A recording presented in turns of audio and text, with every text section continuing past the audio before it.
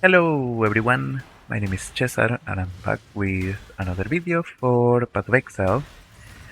And this is an update for my league starter, which is the Hexblast Occultist from my last video. And I have to say that I am very happy with the result. The build is looking very different from the previous video because I was able to get a lot of the upgrades and change some things to basically get more speed and more damage. And I had a very good league start actually. I've been pushing the Atlas all the way up to tier 16 maps.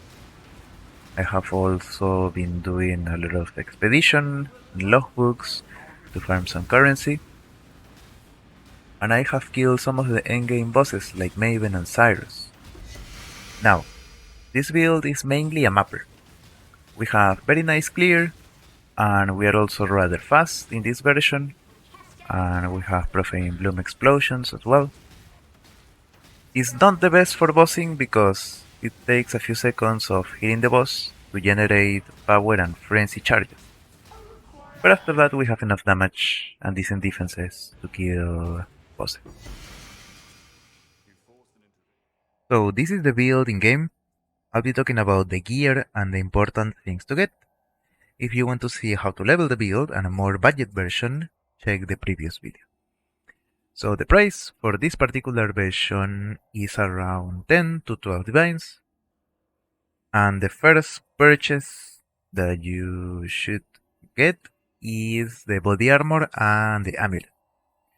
The amulet Badge of the Brotherhood because it makes it so our maximum frenzy charges are equal to our maximum power charges.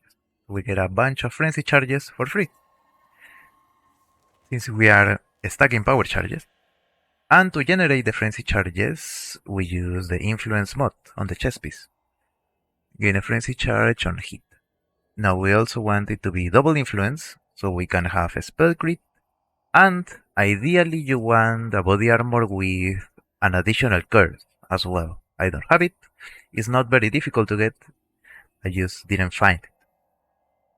Now the thing about the body armor is that you also need to get a base which has evasion and energy shield. Evasion, so we get suppression from this mastery, and energy shield because we need it for Eldritch Battery. This is how we solve the mana problem with Eldritch Battery, and we need a decent amount of energy shield. In this case I have 600, which is plenty. You can start using Eldritch Battery with at least 300 energy shield. The more, the better. That is the body armor, the amulet. Then your next upgrade will probably be your void batteries. Very standard, power charge stacking weapon. Is very good, so get it.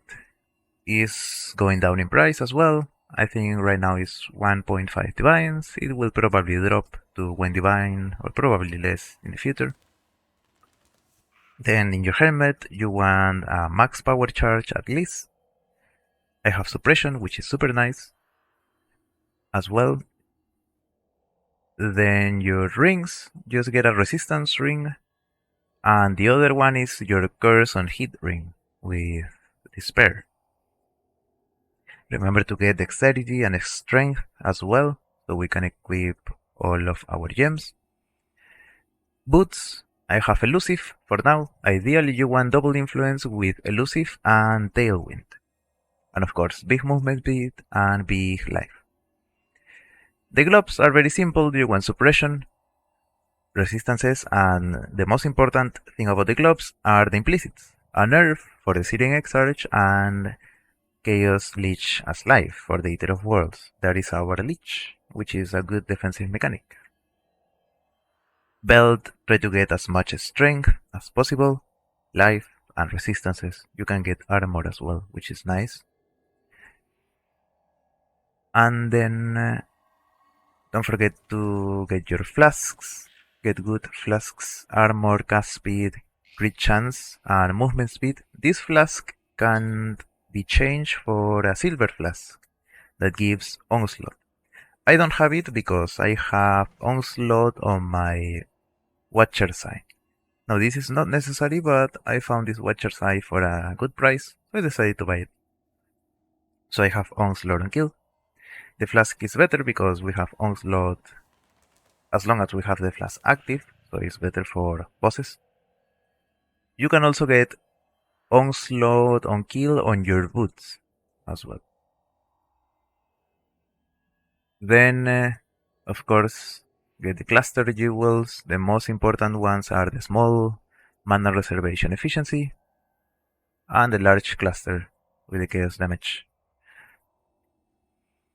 We are running 4 auras, the Enfeeble as a curse, Determination, Zealotry, and also Haste. Since we have Eldritch Battery, we can reserve all of our mana.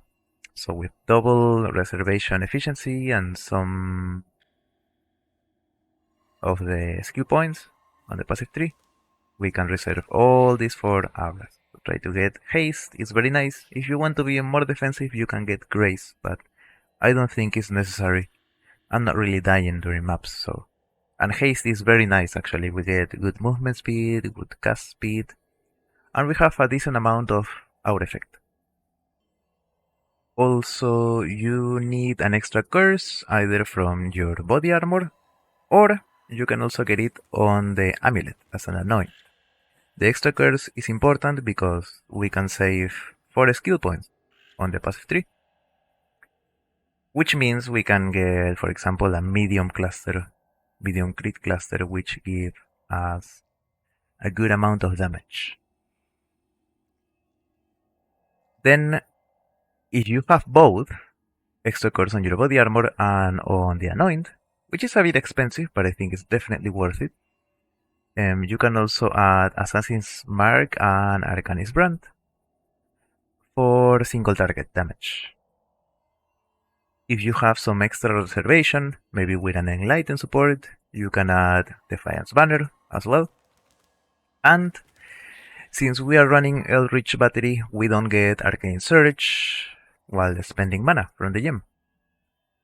You can get Arcane Surge in your Watcher's Eye. There is a Zealotry mod that gives you Arcane Surge.